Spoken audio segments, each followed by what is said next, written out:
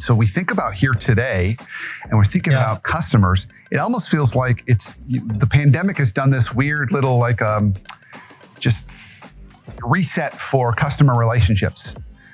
Sometimes it means price increases where we have to have with customers. Sometimes customers' values change. Sometimes customers maybe value that interaction. They lost some of that. So just as the expert, why do you think this book is so relevant today? Probably more than any other time.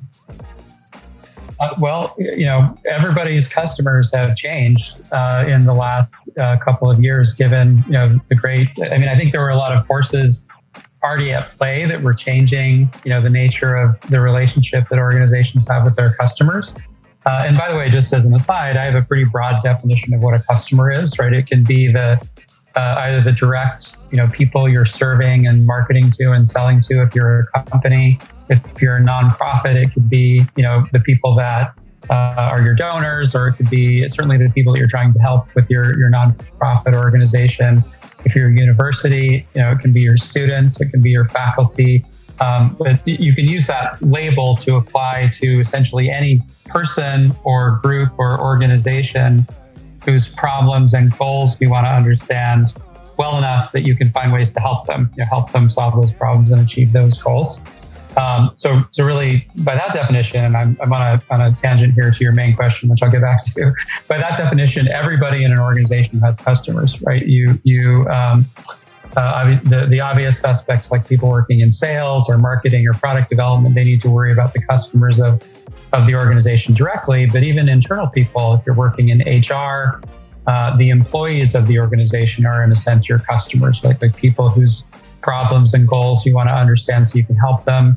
If you're a manager with a team, well, your team members are your customers in the same sense. And so there's this universal need for a skill set to be able to understand the problems and goals people have, so that you can serve them better. And, getting back to your question, why is this so important now? Well, I think it's always been important, but particularly in the last couple of years, when everybody's context has changed. You think back to the early days of the pandemic, where overnight we flipped from going to schools and going to workplaces and having our kids go to schools and going to doctor's offices to attempting to do all of that remotely. And then now we're kind of migrating back to some new equilibrium, which I don't think we've reached yet in terms of, just in the case of work, like hybrid, in person versus virtual. And so in those times of change, there's an imperative for organizations to take a fresh look at, the problems and goals of their customers and figure out, are the solutions we had before still relevant? Do we need to update them or scrap them and overhaul them for this new reality? And I think that's what everybody's doing these days.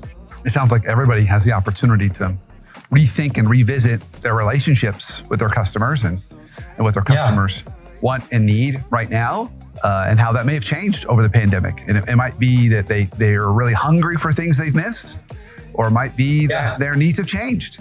Sounds like. And I love the fact to make that important distinction that we all have customers, whether they're internal customers, like you think about serving another department, like our HR business partners that maybe support a senior leader in another department, all the way down to the external customers that we might be interacting with every day. Patients, students, who knows? That's beautiful.